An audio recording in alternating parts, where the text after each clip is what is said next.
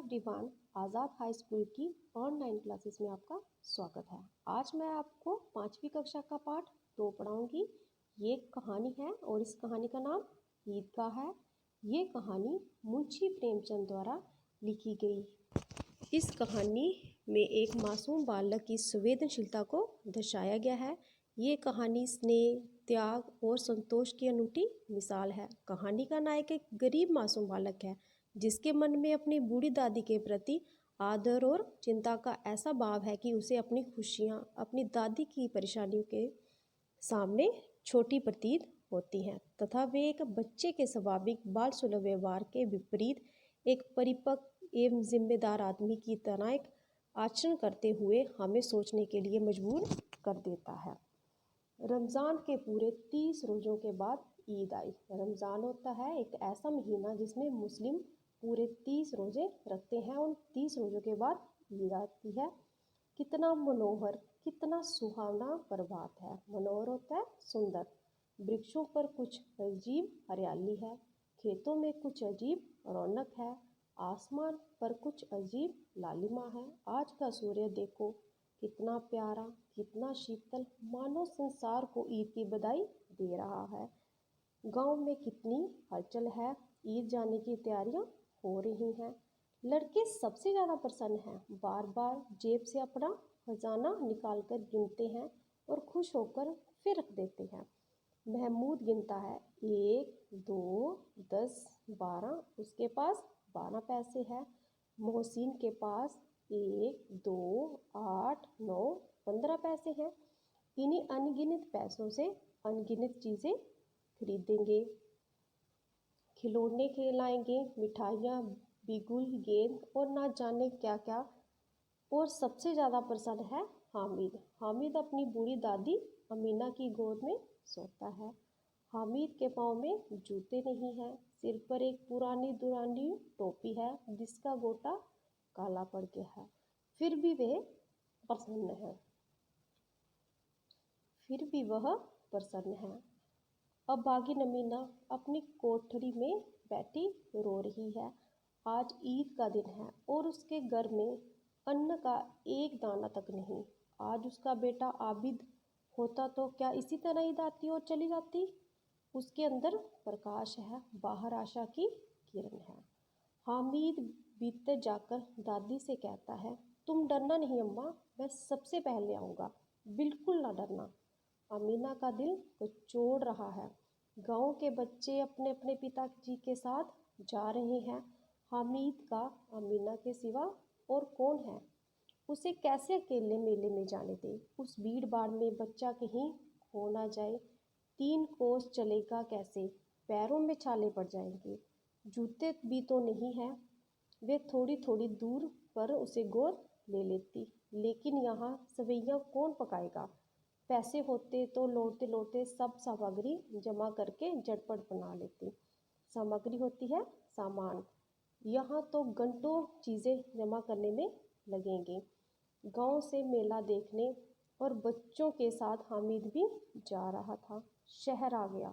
सड़क के दोनों ओर अमीरों के बगीचे हैं। ईदगाह जाने की टोलियाँ नज़र आने लगी।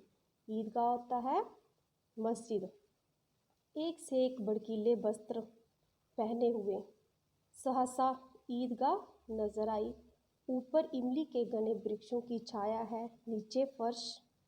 नीचे पक्का फर्श है जिस पर जाजिम बिछा हुआ है। जाजिम होता है फर्श पर बिछाई जाने वाली चादर। कितना सुंदर संचालन है, कितनी सुंदर व्यवस्था है। लाखों सिर एक साथ सजदे में झुक जाते हैं, फिर सब के सब एक साथ खड़े हो जाते हैं। कई बार यही क्रिया होती है। नमाज खत्म हो गई, लोग आपस में गले मिल रहे हैं। तब मिठाई और खिलौनों की दुकानों पर धावा होता है। हामिद दूर खड़ा है, 3 ही पैसे तो उसके पास हैं। मोहसिन बिश्ती खरीदता है, नूरे वकील और महमूद सिपाही। हामिद ललचाई हुई आंखों से खिलौनों को देख रहा है और चाहता है कि ज़रा देर के लिए उन्हें हाथ में ले सकता, तो फिर सोचता है मिट्टी के तो हैं, गिर के तो चकनाचूर हो जाएंगे। खिलौनों के बाद मिठाइयाँ आती हैं। किसी ने रेवड़ियाँ ली, किसी ने गुलाब जामुन, किसी ने सोहन हलवा। सभी ने मज़े से खाया। हामिद के पास 3 पैसे थे, पर वे कुछ लेकर नहीं खाता। ललचाई आंखों से सबकी ओर देखता है। मिठाई के बाद कुछ दुकानें लोहे की चीज़ों की हैं। हामिद लोहे की दुकान पर रुक जाता है। कई चिमटे रखे हुए थे। उसे ख्याल आया, दादी के पास चिमटा नहीं है। तवे से रोटियां उतारती है तो हाथ जल जाते हैं। अगर वे चिमटा ले जाकर दादी को दे दे तो वह कितनी प्रसन्न होगी। फिर उसकी उंगलियां कभी ना जलेंगी। खिलौनों से क्या फ़ायदा, व्यर्थ में पैसे खराब होते हैं। ज़रा देर ही तो खुशी है होती है ज़रा देर ही तो खुशी होती है। उसने दुकानदार से पूछा, ये चिमटा कितने का है? उसने दुकानदार से पूछा, ये चिमटा कितने का है? दुकानदार ने कहा, 6 पैसे लगेंगे।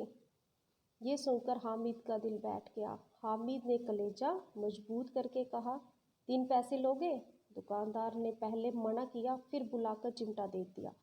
हामिद ने उसे इस तरह कंधे पर रखा मानो बंदूक है और शान से कटता हुआ संगियों के पास गया। संगी होते हैं साथी, वो साथी जिनके साथ वो मेला देखने आया था। सबने हंसकर कहा, ये चिमटा क्यों लाए पगले, इससे क्या करोगे? हामिद ने कोई जवाब नहीं दिया। कुछ देर बाद सभी मेले से वापस आ गए।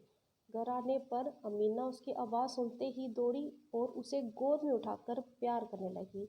सहसा उसके हाथ में चिमटा देखकर वे चौंकी। ये चिमटा कहाँ से लाया? मैंने मोल लिया है।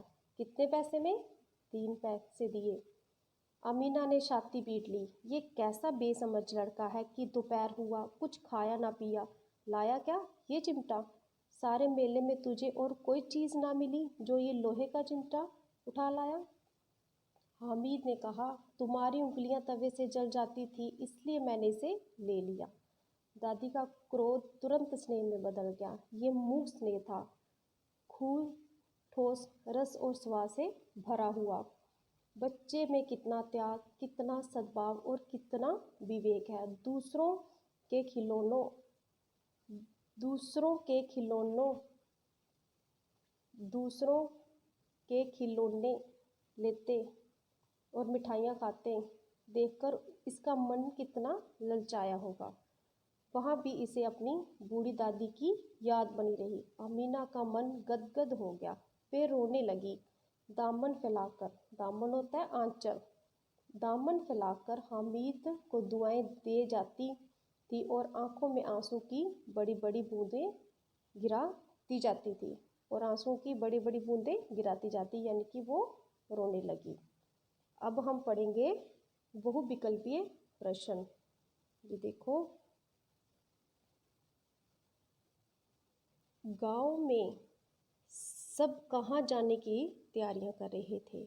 इसका सही उत्तर है ईदगाह। महमूद के पास कितने पैसे थे? इसका उत्तर है 12। अमीना हामिद की क्या लगती थी? इसका उत्तर है दादी। हामिद ने लोहे की दुकान से क्या खरीदा? उत्तर है चिमटा।